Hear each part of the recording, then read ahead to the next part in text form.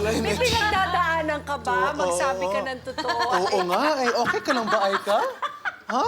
Ang ganda ng pagkakanta mo ng Till I Met You. Kaya ko tinanong kung may pinagdadaanan ka kasi parang alam mo na yung kanta, kung anong Hindi ibig pa. sabihin. Meron bang nagkwento sa'yo kung paano kantahin ang kantang ito? Kasi po, yung sabi po ni Mami, dapat po i-feel ko po yung song. Dapat po parang i-relate ko po yung sarili ko doon po sa song. I-relate niya yun sa I-relate yung sarili. Napaka-smart naman ng Kaya batang para ito. pala siyang na-broken heart. Na broken heart ka na ba? Nagkaroon ka na ba ng crush? Wala pa. Cute. Medyo kinakabahan ka ba? Hindi po, excited pa ako. Ang ganda nun. Ako rin.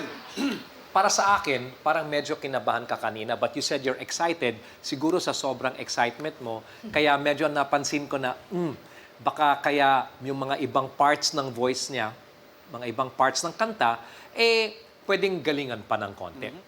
Alam mo, isa sa nagustuhan ko sa'yo, kahit kumakanta ka, ang ganda-ganda ng face mo, lalo pag nag-smile ka. Sana, kahit na anong mangyari dito sa Idol Kids Philippines, sana yan yung wag mawawala sa'yo, yung lagi kang nakasmile. Kasi ang ganda-ganda tignan. And sa pagkanta mo naman, parang alam na alam mo naman yung ibig sabihin ng kantang Till I Met You.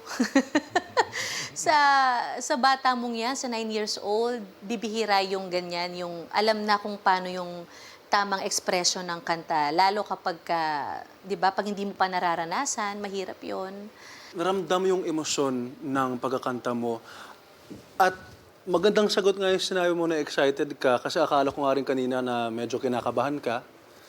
Kasi merong, sa tingin ko yung, especially yung lower register ng boses mo, malahusky at ano na, maganda yung tono. Pero kailangan mo pa ng control, especially sa mga part na mataas. Kasi ang control hindi lang naman sa pag-stay sa tamang tono, pero yung pag-control din na kung gaano ba kalakas ang boses ko or gaano kahina yung boses ko para sa isang kanta. Tama. I think we can vote. I am saying yes. Thank you pa. Talagang mapapasmile ka. Say yes for me. Thank you po. Para makakuha ka nito, kailangan mo ng 3 yeses. Si Kuya JK muna. Ako personally gusto kong makitang kumanta ka pa at mag-improve ka pa especially sa mga tono at sa vocal control mo. So for now, galing kay Kuya Jake, mag-no muna ako. Dalawang yes. Dalawang yes Dalawang na. yes. 1 no. So, ako na.